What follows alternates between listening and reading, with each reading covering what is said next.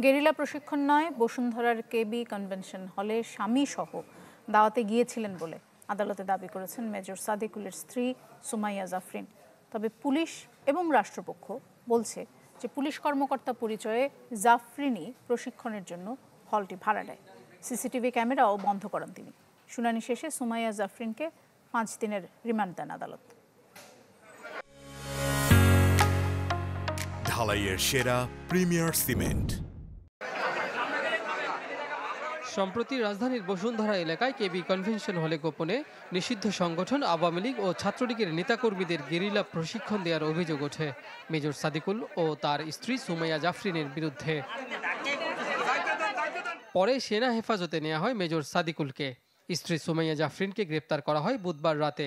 বৃহস্পতিবার আদালতে নেওয়া হয় তাকে। রাষ্ট্রপক্ষের আইনজীবীরা বলছেন, প্রশিক্ষণ স্থলের সিসিটিভি ফুটেজ সহ সব তথ্য উপাত্ত মুছে ফেলা হয়। ছাত্রলীগ, যুবলীগ, মহিলা লীগ, স্বেচ্ছাসেবক লীগ, আওয়ামী লীগ কর্মীকে ট্রেন আপ করেছে। তাদের এই প্রোগ্রামের উদ্দেশ্য ছিল হাসিনা যখনই প্ল্যান দিবে, ডাক দিবে, তখনই তারা শাহবাগ মোড়ে এসে উপস্থিত হবে। শুনানি শেষে সুমাইয়া জাফরিনকে 5 দিন ও আরেক আসামি আদনানকে 7 দিনের রিমান্ড দেন আদালত। গেরিলা প্রশিক্ষণ দেওয়ার জন্য না গেলেও ঘটনাস্থলে উপস্থিত ছিলেন বলে আদালতে স্বীকার করেন সুমাইয়া জাফরিন। উনি একটা পারিবারিক অনুষ্ঠানে সেখানে গিয়েছিলেন, উনি সেটা বলেছিলেন, এবং এই ঘটনার সাথে ঘটনাটা কি ঘটেছিল এবং সেটা উনি জানেন না এবং আদৌ উনি এই সম্পর্কে অবগত না, এবং ওনার হাজব্যান্ড ঘটনার সাথে ছিল কিনা এবং উপস্থিত ছিল কিনা সেটা উনি তথ্য উপাত্ত দিতে পারেন না। রাষ্ট্রবিরোধী ষড়যন্ত্রে জাফরিনের ভূমিকা আছে কিনা তা খতিয়ে দেখছে পুলিশ।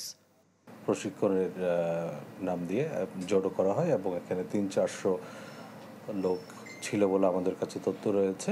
সুমাইয়া জাফরিন নামক এক নারীকে এই ঘটনায় সংশ্লিষ্টতার অভিযোগে হেফাজতে নিয়েছি এবং আমরা তার সাথে বিস্তারিত কথা বলে বিশদ জিজ্ঞাসাবাদে হয়তো তার সংশ্লিষ্টতা এবং অন্যান্য বিষয়গুলো জানার চেষ্টা করব।